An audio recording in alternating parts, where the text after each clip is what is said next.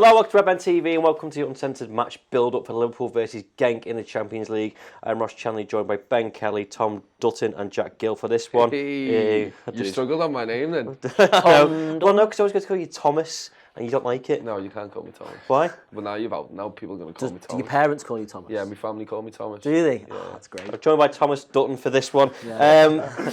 Ben, come to you first. They're always big games at Liverpool, but I'll put at the top of the agenda. It's a massive game, purely because we can put distance between ourselves and Salzburg and inch closer to qualification at the group stage. Yeah, this is going to make our lives a lot easier if we just do what we should do tomorrow night. Obviously, the Napoli game follows it. I think the fixtures have fallen quite kindly for us in the sense of we've got 2 home games in a row now in this competition. Go and win both of these. We're going to be through, and we're probably going to top the group. And you get Salzburg away on the last round of fixtures. Which Play the kids. Play the kids. Yeah, you know, there's a week's rest there. Yeah, you know, and it's a good opportunity to hopefully be top of the group at that stage. So yeah, this is a game where really Liverpool should be winning, and we should be looking to basically, this is going to be a key game in qualification for us. And on the back of that, Tom, is this a game where we'll come to preferred 11s later on? But do you go all out in this one? Do you do a bit of rotation? Again, there's a big game at the weekend going on. Game, yeah. Do you have one eye on that, or do you do what Klopp says and pretty much what every player manager says? You know, take one game at a time, ensure that we get qualification, get that done and dusted first, and then move on. I think we've got enough time in between the games, to be honest with you. I think it's Tuesday, Sunday, so I think we've got plenty of time. We've had teams play the same team pretty much with 2 days. You know what I mean? So I think we'll have time to train, we'll have time to rest, we'll have time to do everything in preparation for City. So I think we just go out there against Genk, and what Ben says is go out there, win the game, win it comfortably, make everyone happy at Anfield, and show the rest of Europe again what Liverpool are made of. I think that's massive for me in terms of making teams scared of you and going, oh, have you seen the result that Liverpool have got there? And I think the 4-1 away from home will have done that. Especially after losing to Napoli, and everyone's like, oh, Liverpool can be getting got to. Is that the right saying? Got at, you know what I mean? But I think that's why he's host. Yeah, exactly. but then if you can just go out there and show the rest of Europe, now we mean the business again here, and we're going to put teams to the sword.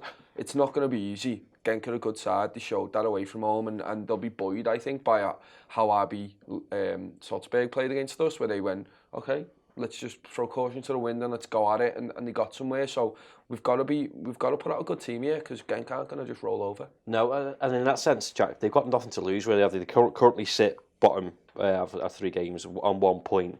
You know, any more distance, and I think they're pretty much out. Obviously, depending on what happens with Napoli and Salzburg. So therefore, they can just probably throw the kitchen sink at us, in that sense. In a way, like they provided attacking threats. Samatta was very good. Onachua, I think I pronounced that right, was also very good. And again, they can just do what they want in that sense, can't they? Yeah, I mean, firstly, obviously they're in the Champions League. They have quality, but they're 8th in the Belgian league. They're not that good. We should get some goals, and we should comfortably beat them at Anfield, even with a rotated side. Just being realistic, but I remember Chris saying when after the Salzburg game on the final word, and him saying actually for teams like this, they want games like this. They want to go to Anfield. They want to go against the European champions in it. They want to go, you know what, you're not going to blow us away. We're going to fight here. And I think there is always that danger, as you say, teams want to come to Anfield and they want to do what they can. They want to do a Salzburg, but I think for us, I think there will be rotation. And I think we'll do the job quite easily. Rotation doesn't necessarily mean that it's not as strong, though. That's the best part. Yeah. We spoke about it on the final word. There's players there that can affect games. So we speak about rotation, but it's rotation in the centre half department. Lovren and Gomez are talking point. Rotation in the midfield, and there's rotation up front. Maybe if Salah's injured, but all the people that come on, I'm very happy with them seeing them in the starting lineup. I just know that this squad has different dimensions to it, and yes, we might change how we play slightly, but it's not going to change the result directly. I think we'll still go out there and win. We've got enough quality, haven't we? Someone Thomas just mentioned there, Ben, is Salah, and I said I think he had a very good game against Aston Villa, but obviously there was stuff that he fluid drained from his ankle. He hadn't been training all week, and as it stands at 12 o'clock on Monday, everything's fine. Does he play? I think it's so difficult because obviously we had this conversations kind of about obviously different kind of scenario, but with Fabinho at the weekend when he talking about him, do you risk him and all that? And my mentality was, we'll take things one game at a time and we'll focus on the very next game. But I think actually the fact that Fabinho didn't play at the weekend maybe proves that Klopp is maybe starting to think a little bit long term and looking about the season on a whole. He's looking at the bigger picture. So that actually, for me, is evidence to support that he might rotate Salah tomorrow night, because he will be looking at City and he will be seeing that is clearly the bigger game. And obviously, the Champions League is a massive competition, but it's evident at this point that we are all in for the league. You know what I mean? Like the way Klopp is approaching games, not only to start with, but also the way he's trying to change games to get 3 points where, in previous seasons it might have been 1 point, to get anything you can out of games where you're behind. It's clearly, that is the one that we are going for this season. He'll be looking at Man City and he'll be going, look, this is a game tomorrow night that we can and should be winning without Mo Salah. You've got an opportunity there to put a 9-point gap between you and a Pep Guardiola side on Sunday. For me, Mo Salah, if he does play tomorrow, I'll be surprised. And Origi again against Arsenal. a bit hit and miss, but he gets 2 great goals. Yeah. He's going to be full of confidence if he was to start this game. So I personally, I think there's been past times where you look at a Lallana, Lovren, maybe a couple of months ago where you kind of go, I don't want that. But as Ben says, these people are coming out of the cold or off the bench or whatever. They're having an effect on games. They're literally palpable effects. Yeah. You see it on the pitch. You see the change of dimension. Again, we spoke about Oxlade-Chamberlain giving another. You said it perfectly. Shuffling the pack and changing how the defences think about Liverpool. Divock Origi's another one of them. He's just a little bit more direct. Obviously, look, he's not. Our strongest front three is Salah, Firmino, Mane. It just is. The movement and the way that they play when they're on proper form is unreal. I wouldn't be surprised to see Salah rested, and I wouldn't be bothered, to be honest with you. I think Mane can shift over to that right-hand side, and I think you put Divock Origi on the left-hand side, and it's just as threatening. Arsenal was the first time I've seen Divock Origi in a very long time. Okay, by the Barca game, where I thought, well, actually, he's decent from the start. Recently in the end, I've gone, he's just an impact player. He was a lot better through the centre with Arsenal, though, because he was bringing the ball down and then letting people play off him. I don't think he's going to have that role on the weekend, on Tuesday, just because Firmino's that good at doing that.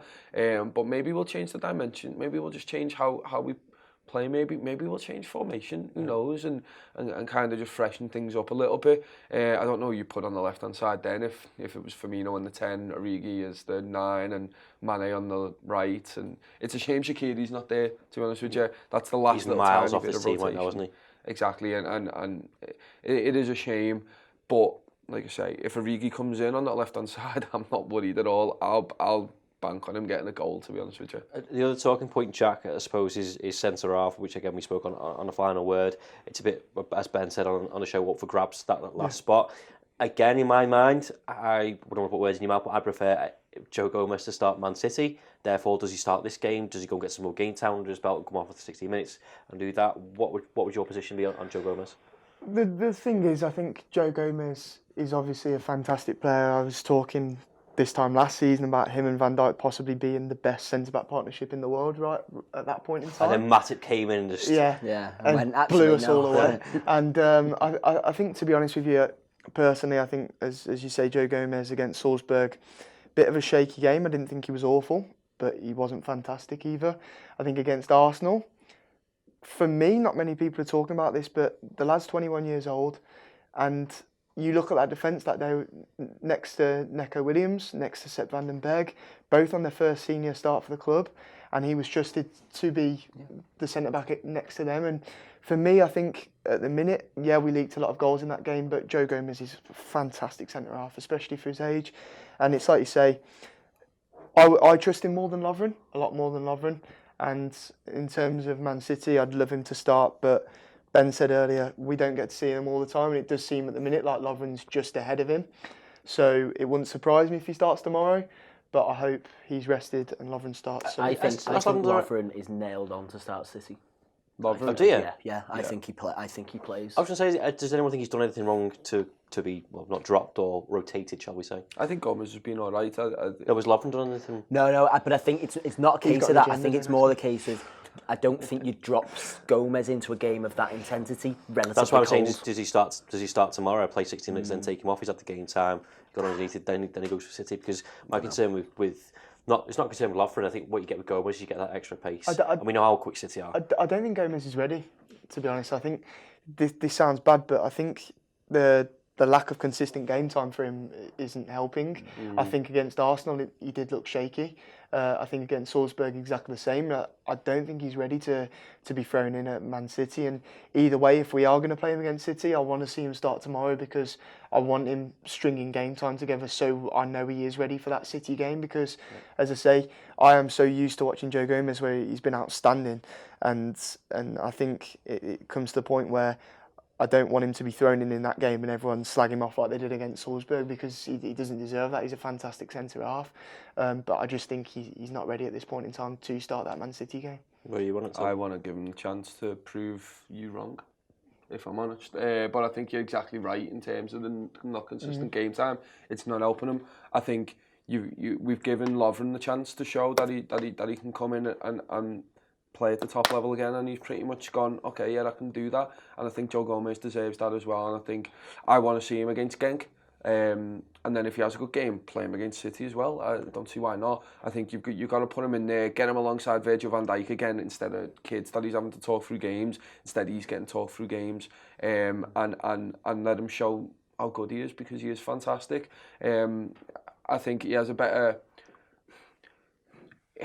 I don't know, the only option I can see where he doesn't is if Klopp wants to keep him on the bench because he is so versatile. He can play left back, he can play right back, he can play centre half. If we have to change stuff up, I think that's why Milner sometimes gets left on the bench because he can play so many roles in this team. It's nice to have someone off the bench who can do that. Trent's injured. What do? I mean, in that instance, maybe you just move Gomez over and then sub Lovren on. There are ways around it, but maybe that's something Klopp's thinking about. Don't forget as well, it was Lovren actually last season who made the mistake when we lost to City at the Etihad. And for me, it's one of them things where it's trust, and I think we'd be more confident as Liverpool fans to see Gomez on that team sheet against City than seeing Lovren. And I think that's how it is. I think they're both fantastic centre-halves, and as you say, at the minute, it's sort of up for grabs, but I trust Gomez more. Okay, interesting talking point. Let us know your thoughts in the comments below. Would you go for Lovren or Gomez? Someone who's missing, we'll come on to in a second, is, so not missing, who's back in the side, hopefully, is Fabinho. Chris did a brilliant stats and tactics show post-Tottenham game, just to see how good he is. Here's a little clip.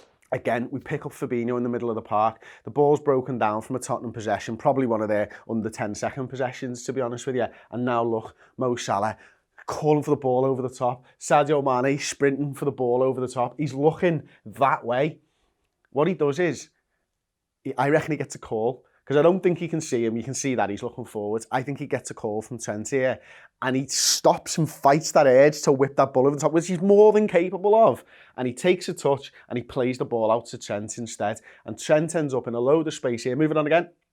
And now Trent's got the ball, and Trent's playing a ball over the top as it's moved on slightly. And that's the one that Mane should have scored from. And again, it's not that it's a difficult pass or it's too difficult for Fabinho, but he's trusting his players because it's got to have been a shout. He can see the two runners. He trusts the players that if they're calling for it, there's a better option for me. That takes a lot of balls. I make the wrong mistake on the football field so many times when people are calling because I think I can see and do something that I probably can't see. And well, I can see it with my glasses, but I can't actually do it. What he's done is he's given Trent a little bit of an angle for Sadio Mane at the back stick, and we should have gone 1-1 at that point. Awesome as ever from Chris. Stats and Tactics show is a superb show. I'm not one for stats and tactics myself, but I think when you watch that, you learn a thing or two, and he goes really in depth on it. So, you know, your first month is free on the redmentv.com. It's £5 thereafter. But Tom, you edit these shows, you get to watch them, and I guess you were similar to me in the sense of I just see the game as it is. It's pretty simple, but when you watch what Chris does and the amount of work that goes into it as well, you get a real insight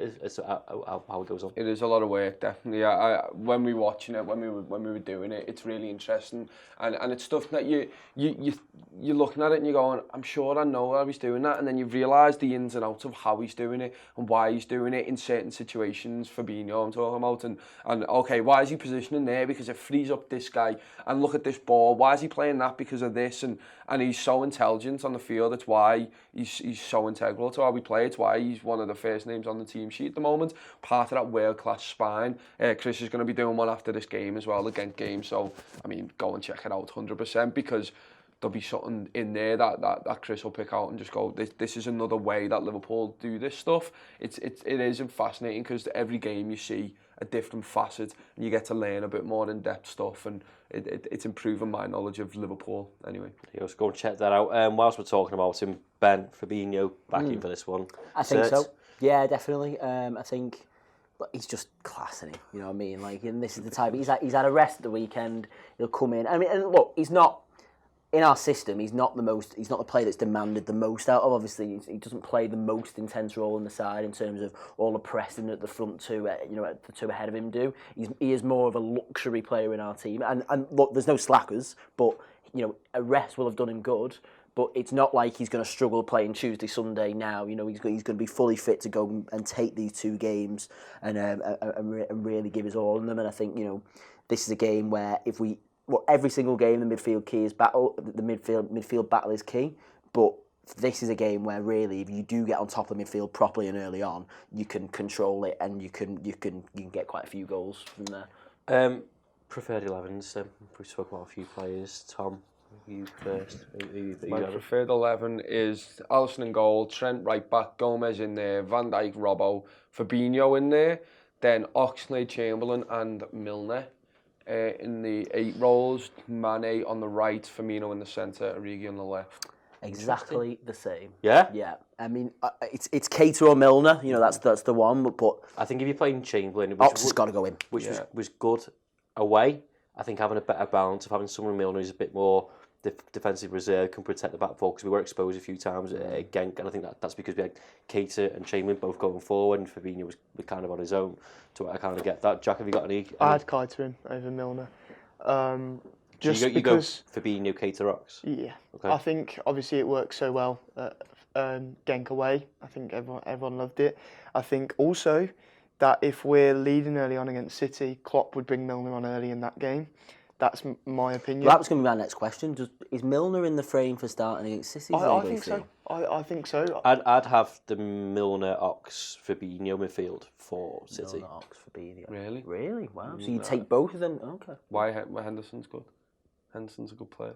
I'm not saying he's not. I think Fabinho, Henderson. Just think how intense that game is going to be. I think we'll obviously come on to this when we do the build up for Man City, but I just think the professionalism and how calm James Milner is.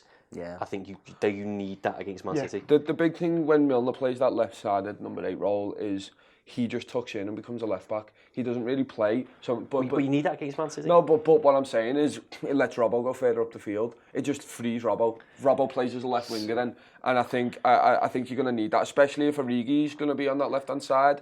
You need more. I don't know if Keita's going to do the tracking back that James Milner will do, in terms of he just knows where to be, slots in, Robbo's there, we've got the cover, Origi doesn't need to worry too much about getting back. We know Mane's fantastic at it, but in my lineup, he's going to be on the right-hand side. I think you need that extra cover just because of how pacey Genk are and how dangerous they're going to be on the break at Anfield. And look, Milner's fantastic there, and yeah, that's my reasons. I don't want to disrespect Genk at all, but I think obviously in terms of needing cover defensively, I don't think Genk's the game where that's going to be needed. I think we can play that midfield through with Keita and Oxen and blow Genk away personally. I think against City, I think they're going to be going into the game knowing that they could do with the 3 points against us. They know that actually the rest of the league is shockingly shite at the minute, and that actually where are we going to slip up, and they're going to come to Anfield knowing that it may be make or break for them, and at the end of the season this game would be very important. And I think putting James Milner in, as you say, he's one of them players that will battle for everything, and I think it's one of them where I'd love to see him start against City, to be honest. The only with thing with that is what Ross spoke about before. Genk need to get a result here. This is their one and last chance where they need to go and win. So they're going to put everything to it, as much as they're not the best. And I agree with you, and I don't think you're being disrespectful. You're just saying how good Liverpool are. But if Genk are going to go out there and try literally the best that they can do, we need to have a bit more defensive stability for me. Yes, maybe we can just blow them out. Maybe the best form of defence is attack. Maybe just go out there and score 3 and then they don't want to play anymore. But I don't know, I feel like they're going to give us a game, to be honest. It's like we don't know how fit Carter is as well, so starting him may not be an option. Yeah. Well, we'll have to wait and see. Loads of discussion points in there. Let us know your preferred 11 to start defensively, midfield, what's going on. What do you think Klopp will do? I don't know. I've got no idea. I think it's difficult. I did tell Chris's job of guessing that starting 11 every week. Klopp's going to put a team out that wins the game. Yeah. That's what he's going to do. Or if we have Fucking hell. Yeah, well, no, that's what's going to happen. That's literally what's going to happen. It happens every game, Ross. I literally have utmost faith in this team. So, all right, we'll have a bad first half. Second half will come out so much better. Klopp's going to win the game. I suppose he has that advantage. I think Ben touched on it before. I've seen people on face value day in, day out. He'll have all the analytics, whether Salah's going to be fine or not, or whatever. I think I was starting to get a feel of what he was going to pick team-wise. And then he goes and picks that midfield at the weekend. That would have been my last shout. Him putting Lallana in there and it going to him in the 6. It's so unpredictable, and that's another thing we have at the minute where other managers don't know how we're going to line up all the time. I mean, we're saying at the minute where actually you probably expect a midfield 3 against City of Fabinho, Gini and Henderson, because that's Klopp's big game midfield as you were.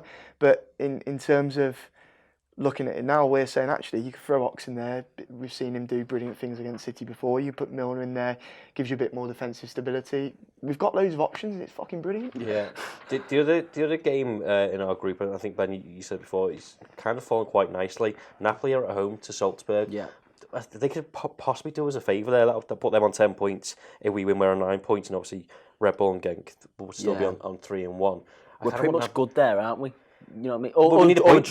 We need 1 point from two games. If that were to happen, do you fancy Napoli to do it? Because Salzburg are in the same position as Genk. They need to win, and we've seen how good they are going forward. I think Napoli's obviously a tough place to go. I think if Salzburg were gonna do it, is that at Salzburg? Sorry, this one at Napoli. It's at Napoli. It's at Napoli. Yeah. So if Salzburg were gonna, you'd back them at home. But sorry, Ben. Anfield's a difficult place for them to go, and they came. Napoli.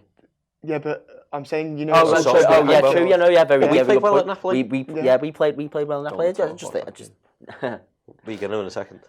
No, but I think look, whatever result comes out of that, there's benefits to us because we're going to go on 9 and we're either going to top the group or we're going to be so far away from Red Bull that we're practically through. So, yeah.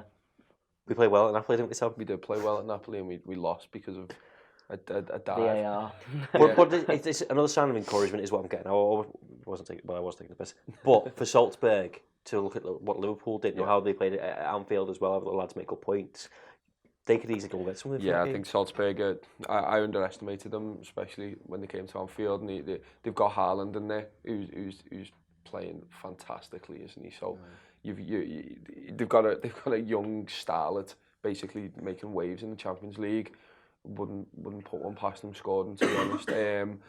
I think Napoli probably have that in the bag. I mean, the atmosphere of that Napoli stadium was unbelievable. Once they scored, I think maybe it was the pen. Once they scored the pen, I couldn't hear myself think, and I was like, this is unreal. Never experienced anything like it, and I don't know if maybe I will in the future, but it was so ear-piercingly loud. It was great. The whistling was definitely. It was fantastic to witness. It's going to be tough for Abi there, but I mean, I want Napoli to do it. Who do you think will win? I think Napoli do it. I think it'll be a draw. Napoli. Yeah. Napoli draw. Nice little score. Take a draw. Would be good, yeah. What about our game? Score predictions? 3-0 to Liverpool. Oh, what a 3-0. We're conceding. I don't want us to, but we're conceding. But there's not coming a point where we go, we're a clean sheet now. I thought that was Arsenal. How wrong you were. Yeah, I backed us for some reason, even though we had a different defence. I think we're gonna win 3-1. Jack? 6-1. 6-1. 6-1. Is there a hat-trick in there? No. So like 3 people score 2. No, I'm going to give you the exact scores. I'm gonna go Give us the Origi. minutes as Yeah, well. the time, yeah. Origi scored 2. How? 2 overhead kicks from the halfway line. Oxlade-Chamberlain scored 2, and then Mane 1, and Virgil. Keita 1. Oh, Keita. Oh, Well, that'll do if that good. comes That'll off, do we're good. clipping that up, aren't we? I'll take 4-0. I think it's about time we got a clean sheet. Yeah. I think go and get the game done, be aggressive, and then take people off. This feels like the Maribor game from a couple of years ago. I think we played them on this match day, and we pretty much rocked up. It wasn't a great game. It was pretty boring, but we won 3-0, and we were comfortable. Red Star as well last season. Yeah. They conceded 10 goals already in 3 games. So, if I just get some We've got goals. the quality for sure. Yeah. Other games, Chelsea, Ajax. Quick look at them. Gutted that that's on at the same time. This happened the other week when we were doing the live show. Yeah, we can't watch them because the game on Wednesday are crap unless Spurs go and bottle it at Red Star, which is a possibility. Yeah. That's the one I'll be watching. I think Ajax probably have them there. Yeah. I really do. Jack? Yeah, Oh. I think Ajax. I'm saying draw again. I think Spurs lose away at Red Star, Yeah. and I think City win, but maybe only just. You're back in Red Star. I don't know if I'm backing them, but it's a tougher game. Obviously, we know that it's a tougher game away from home than it is at home. Spurs quite comfortable the other week.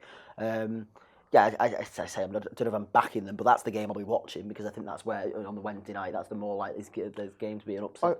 I'm backing him. I think they'll do Backing it. 'em? Tottenham are shit. They're poor. And Yeah, I mean, I watched that game yesterday against Everton. It was a relegation battle. That was how it was played. It was a shit game. Jack. It was a shit game. It was awful. Are you not kids out with pissing off Aston Villa fans? Just some Spurs I and just Everton want in to the piss same off sentence. everyone. You know, I think it's- Everton do that to teams though. Yeah, Everton just drag them down to their 0-0 level. I mean, looking at Bazzi's Twitter earlier, I saw him say himself that Everton was shit and Tottenham was shit. Yeah. It was just a shit game, and I think. Be interesting to see how if Son plays that game because he was obviously distraught Their players- at what happened. The players don't want it. But at the minute, you've got Eriksen who doesn't look like he wants to play. His stats every week are shocking. You've got players that don't want to be there. Kane can't play. He's ill, I believe. He's out the game. So I'm backing Red So Star. The best part is I don't care. You were talking just out there going, who are you backing then? Don't give a fuck. Okay. Genuinely don't care. Liverpool or no one? Literally. Yeah. Not alright. Okay. Premier League's a different story, but Yeah. Champions League. Well, it's bonfire night Tuesday, so do fireworks on Wednesday. Sorted. I already did it on here. I went to firework display in town. That's a great story. Any update on fireworks? No. Let's wrap it up there. Let us know your preferred 11 score predictions. What you're doing for bonfire night. If you're going to some fireworks or not, get it in the comments below. We'll be back with post-match content. We're hoping Terrible day Liverpool for are a fireworks. step closer to qualifying for the Champions League knockout stages. Ta-ra.